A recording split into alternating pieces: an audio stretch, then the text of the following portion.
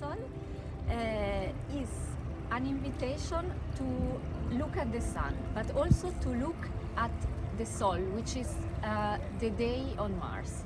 So what happens here is we take the tower, we put it on Mars, and we built an implicit sundial with it, which means that the sun, the same sun that we look at from Earth, will cast its light and also its shadow on the tower, and this phenomenon we remapped it on the tower here in Barcelona.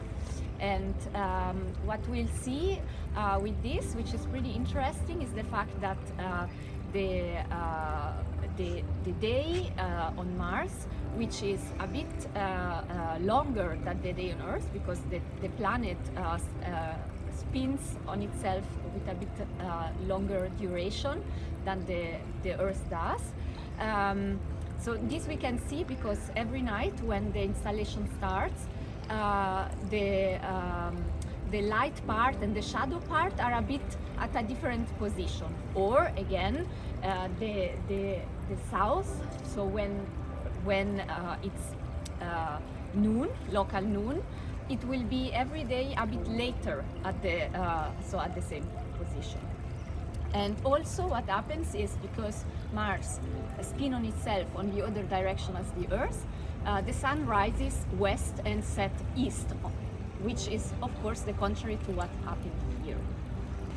So Mars, there are a few reasons. So first, I think it's an intriguing planet because it's near. It has a similar setup in terms of the day has a similar length to the Earth's day. And also it's a planet which has inspired a great deal of science fiction, or also fiction, metaphorical fiction about reflection on the Earth that were metaphorically somehow transported there. And I also created already some other works that were dealing with the planet, and in this case it's also important in a way for me to say, like, let's to look at what we have on Earth. Sometimes you can change the perspective. Yes, so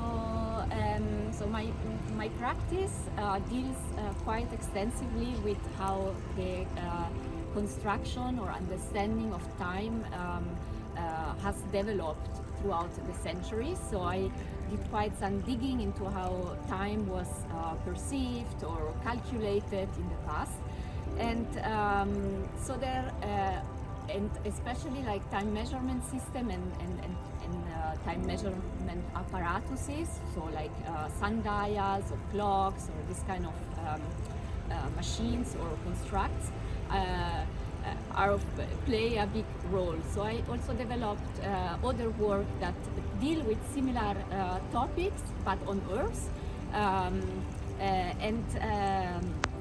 and then I also developed some other works that deal with some physical characteristic of the planet Mars. So for instance, I also built a pendulum, which a pendulum clock which swings according to Martian gravity in a way. Of course, it's on Earth, so it's hacked in that realm.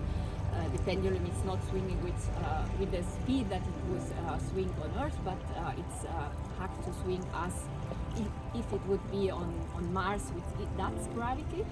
And also in another some work where with colleagues we sonified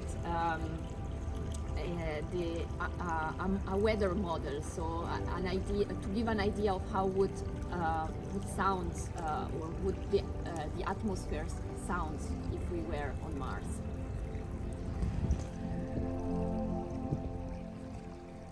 So for me, this kind of works are always an invitation to look at this way we constructed reality. So we are used the day is 24 hours, but why is a day 24 hours? Or we are used, and generally think it's because the clocks goes like that, but there's a longer history or genealogy of how the sun moves and how the shadow that is casted through it is somehow influence this construction of the idea of the day. So I think sometimes it's like it's easier in a way to say like, okay, let's put something on Mars and say what it does, you know. So you see slight differences. So in that case, there would be 40 minutes longer day because the rotation is longer. But nowadays we don't really even think about in terms of rotation, no?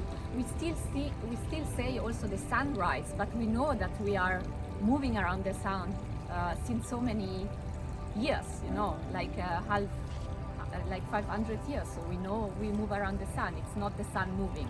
So of course the sun also moves, but that's a bigger picture. And so I think this kind of like maybe small details in a way can be really like enhanced. So to help us in a way reconsider our position and what we also consider normal as maybe not so normal in a way. It's just maybe a chance that it is like that, or maybe it's not a chance, it's physically defined, but it could be others. So and we could sometimes also make it others if we want. So I think well, Mirador has a similar intent, no? So for what I understood by talking with the team, the intent there is to also like show things that are not so obvious about Barcelona. So in the moment I'm not able to think of examples.